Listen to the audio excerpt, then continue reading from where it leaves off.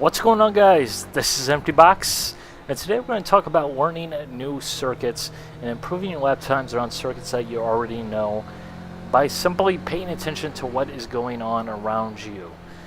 To do this, I've fired up Oldham Park here at iRacing, a circuit I'm not really familiar with the Radical SR8, a car I'm really not familiar with.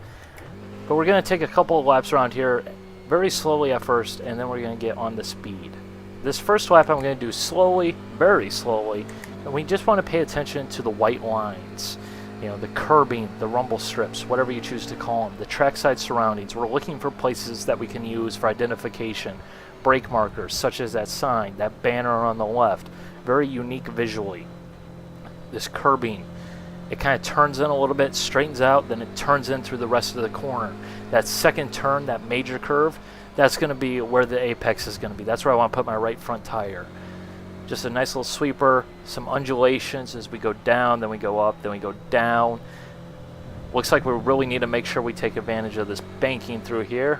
Just checking for off tracks here at iRacing. So that little brownish, grayish concrete strip, we can't use that concrete strip. That was actual concrete. We could use tarmac, whatever you want to call it. Cones, good identification. Sweeping corner, a little bit of banking. We're going to be able to go through here faster than what we think. Splotch on the road, pavement color change. Curbing that's probably not usable. Looks like the profiling gets really fairly aggressive around the apex, so we want to stay off of that. Then we got a sweeper through here. That curbing's not going to be usable. Really wide, flat curbs, tire barriers. Going to want to pay attention to that. That curbing right there had a very unique profile, very flat, and then it had a second stage that was kind of a giant bump, so we'll want to avoid that second stage, but we will want to take advantage of that first stage to get as much as we can. Guard shack, Marshall house, whatever you want to call it, they're at the 100-meter board. Again, really wide, flat curbing. Have to be mindful of the tires when we come through here at speed, don't want to hit that. That curb right there has like a 90-degree street course type feel. So I'll prefer to think about it in that way. You know, start from the inside, clip across the apex, and on your way. You know, rather than a 180-degree corner, like you would probably think of that corner as, I guess I should say. That curbing not usable. Pavement change way back there as well. That curbing's a little bit flat, and then it has another really aggressive second stage. So we'll definitely want to stay off that second stage. Again, there's another sign. There's another Marshall shack. Curbing that's wide and flat, very usable. Over a crest, so the car's going to want to oversteer a little bit. Let's get on the power now. Brake at this first marker. Okay, that left me about 5 miles short of the corner. We'll need to go in deeper next time. Come across here.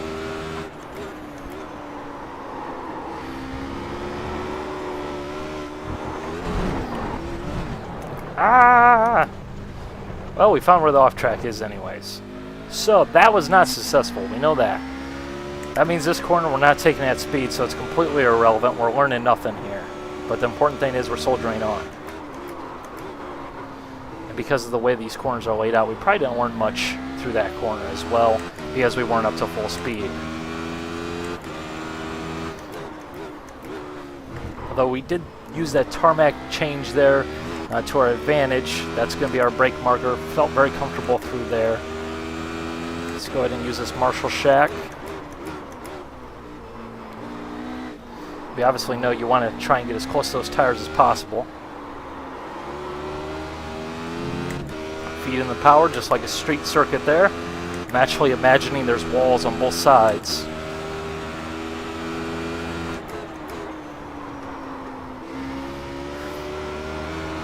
Put my right front where I wanted to be in that second corner, but I was a little bit slow through there. Felt like I came to a stop in the middle of the corner. Braking at that sign. Not really that good. It left me too slow, so I actually did too much steering through the corner. I think we need to take a late apex through there. Not up to speed yet here, so we're not going to learn too terribly much. Should go ahead and try out that off track before I leave.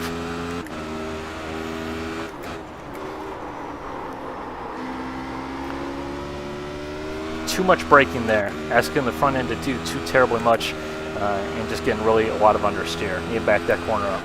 Lift at the cones. More understeer, brake at that splotch.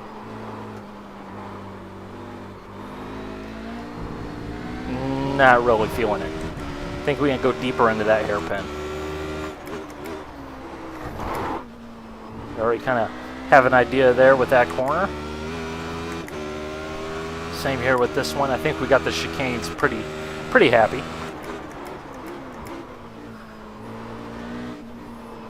Of course, being that this leads onto a straightaway, you want to make sure you get this corner right, which that is not correct. Try and straighten out this little curvy area, get maximum speed. Trying to use less brake through there. Brake a little bit early, brake a little bit softer, and that worked a lot better. I can feel it.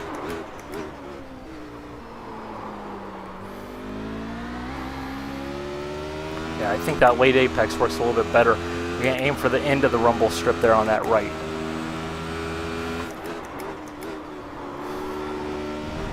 Okay, that time we use the pink and white banner on the left. I feel pretty comfortable with that. Maybe a little bit further we'll go.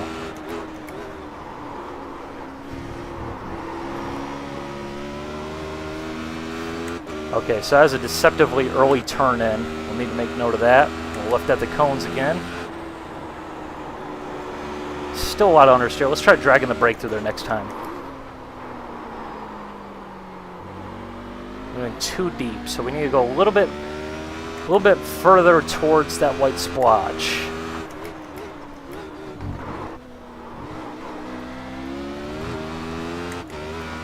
Again, we're comfortable through here. Let's take a overtaking line through here. Let's drive right down the middle.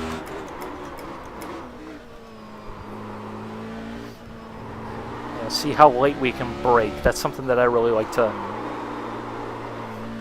That obviously is not planned. That's something I like to try and do to get ready for a race. Just kind of have a general idea of what it's going to look like when you're trying to outbrake someone into one of these corners.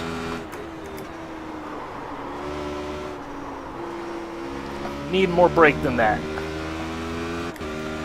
In those high-speed sweepers, it's usually a good idea to just try and use as little brake as possible to help the car be stable, help it slow down just a little bit, and get that weight shifted just a little bit forward, but at the same time not too far forward.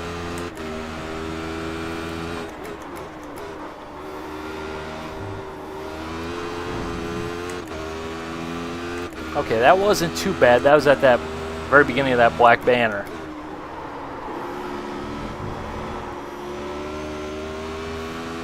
I think had I not rolled into the power there really early, the car would have been great through there. Let's drag the brake through here. Oh God, oh God, oh God. Ow. And that is the sound of my wheel shaking the desk off. But we just died. Okay, that would have been a very serious impact. We probably would have broken our legs and been like, I'm never driving a race car again. But here in the virtual world, you know what I get to do? I get a free new Radical SR8, and we'll just get back going once again. That's what you need to do. If you fall off the horse, just get right back on it. There's no reason not to. You know, okay, we now know that dragging the brake through there is 100% absolutely not advisable. Okay, so we'll lift maybe a little bit before those cones.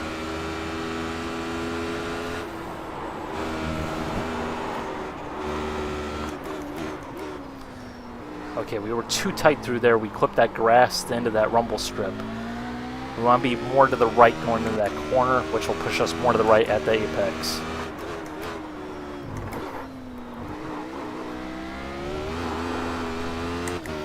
Clip that second stage. But really, that's how you learn a circuit. You just practice. Take note of the things that you can see plainly with your own eyes, rather than just driving. If you want to go fast, you're going to need to learn where you need to brake, what you are doing, where the car is going to be, what every little bump is going to be doing to the car.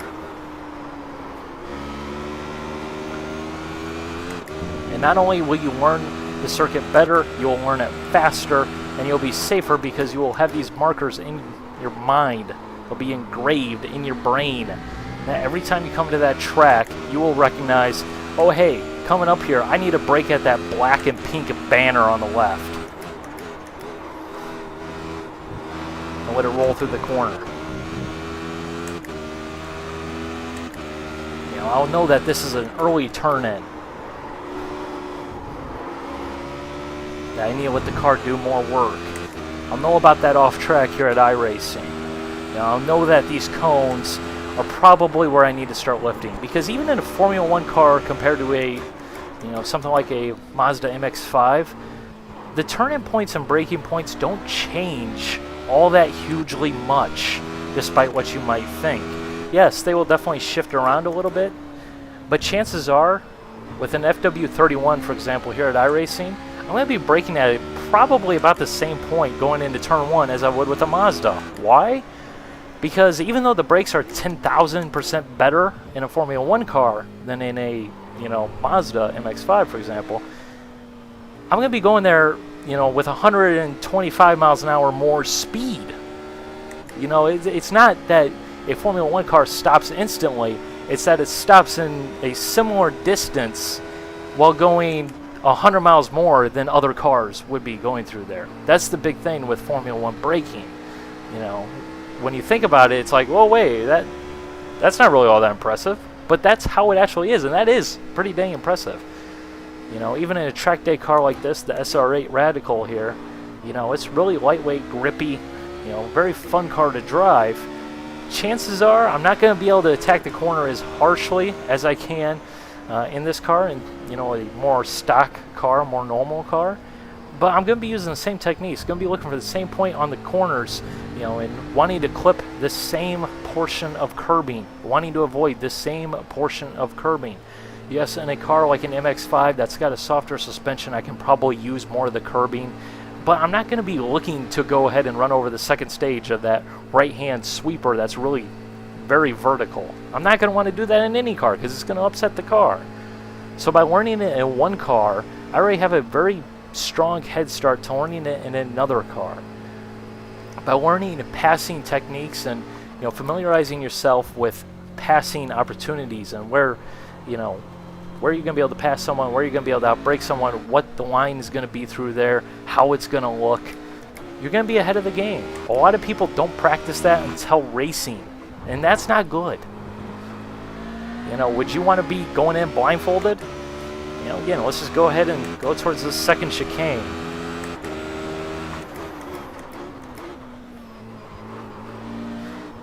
You know, if I'm not clear by the time I get to the turn-in point, we're screwed. You know, I need to know about that. I need to know if I'm going to need to back out, because sometimes discretion is the better part of valor. You know, knowing that ahead of time will prevent a lot of incidents. It'll prevent a lot of accidents. It'll make you a safer driver. It'll make you a faster driver, and it'll also make you race better because you'll know that, oh, hey, I can brake at the 80-meter area rather than the 100-meter area like that other guy's probably going to be doing, because that's where he's going to be braking. But I know I can get away with that because I already bend 50,000 different radicals going in that same corner. That's how you do it. You know, in the real world, you would approach the limits of the car from below.